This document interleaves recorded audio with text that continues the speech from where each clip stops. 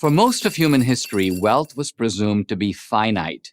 Consider a boy on a playground with 10 marbles. How can he get more? There is only one possibility. He has to take someone else's marbles.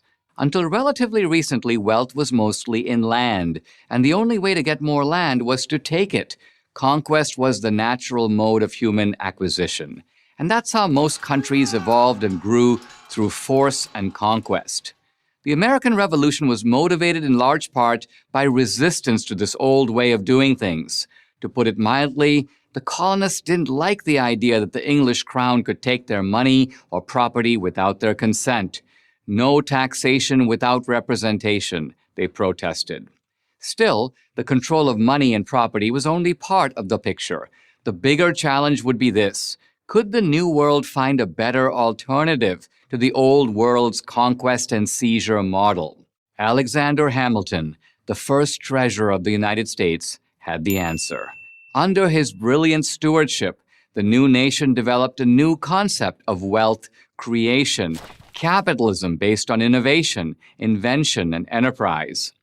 And it would be available to every citizen from any background with the willingness to work for it. America could get more marbles without seizing anyone's marbles. We would just make new ones. True, later in America's history, the government seized Indian land, but that wasn't Hamilton's idea. And obviously there were inventors and merchants around before America.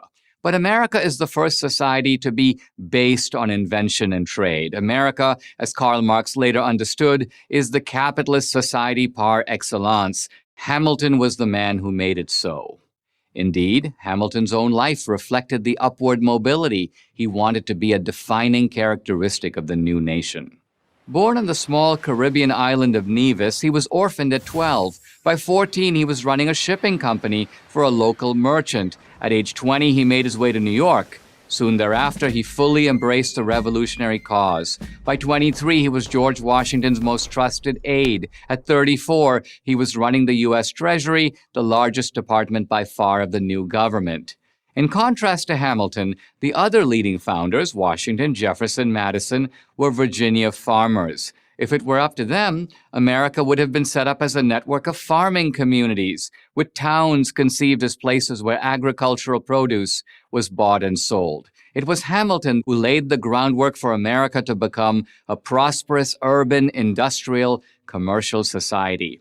Hamilton envisioned America as a nation whose nuclei would be cities, centers of vigorous invention, innovation, and trade, with new types of people, entrepreneurs, mechanics, financiers, salesmen, and so on, all working to enjoy the pleasing reward of their toils.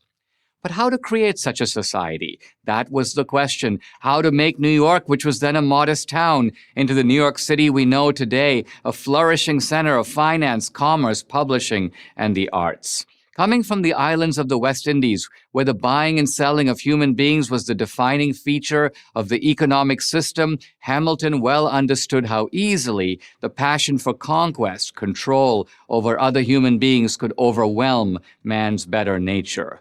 Yes, slavery was a lamentable feature of the new country. The question for the pragmatic Hamilton was how to get rid of it. Not immediately, that was impossible, but eventually, inevitably. In his mind, there was only one way: make it as easy as possible for as many people as possible to become as prosperous as possible. This would happen through the myriad ways of commerce. A commerce of this sort, Hamilton knew, would require a strong central government, not to curb freedom, but to protect it. The elaborate system of rights and contracts on which capitalism is based require a government to be the neutral arbiter of the disputes that inevitably arise. A weak central government of the sort envisioned by Jefferson would not be up to that challenge. To say that these two intellectual giants butted heads over this question would be an understatement. Fortunately, Hamilton's vision prevailed. That vision included one more crucial component, one that is easily overlooked: patent protection for inventors and innovators. Article 1, Section 8 of the U.S. Constitution gives Congress the power to promote the progress of science and useful arts by securing for limited times to authors and inventors the exclusive right to their respective writings and discoveries. No less a figure than Abraham Lincoln would note that this right, the only right listed in the original Constitution prior to the addition of the Bill of Rights, accelerated the economic development of the United States by adding the fuel of interest to the fire of genius in the discovery and production of new and useful things. It was no accident that within a matter of decades, the United States became the most prosperous nation in world history. It's no accident because Alexander Hamilton was there at the founding, the man who understood that thanks to capitalism, you don't have to take anyone else's marbles to get more marbles of your own. I'm Dinesh D'Souza for Prager University.